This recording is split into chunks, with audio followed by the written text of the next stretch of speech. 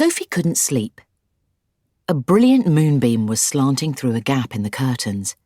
It was shining right onto her pillow. The other children in the dormitory had been asleep for hours. Sophie closed her eyes and lay quite still. She tried very hard to doze off. It was no good. The moonbeam was like a silver blade slicing through the room onto her face. The house was absolutely silent. No voices came up from downstairs.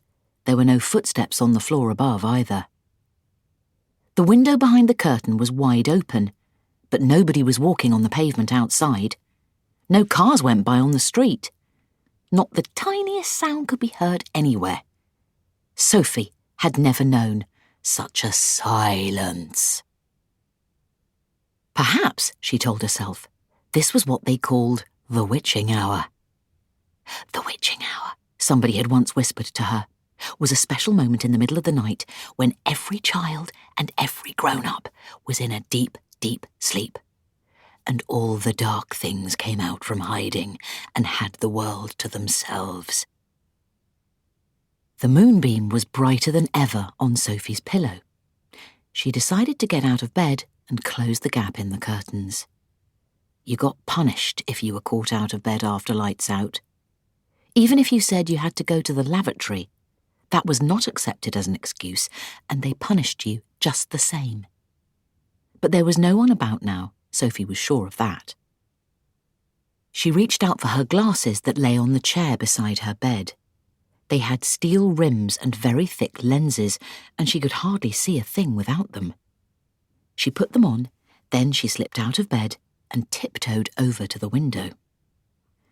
When she reached the curtains, Sophie hesitated. She longed to duck underneath them and lean out of the window to see what the world looked like now that the witching hour was at hand. She listened again. Everywhere, it was deathly still. The longing to look out became so strong she couldn't resist it. Quickly, she ducked under the curtains and leaned out of the window. In the silvery moonlight, the village street she knew so well seemed completely different. The houses looked bent and crooked, like houses in a fairy tale. Everything was pale and ghostly and milky white.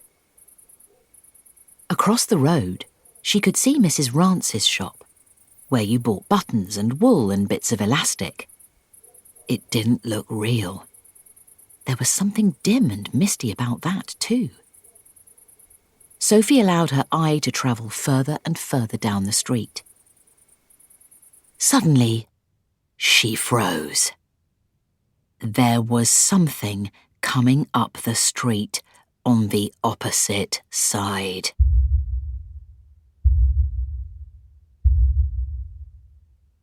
It was something dark, something tall and dark, something very tall and very dark and very thin.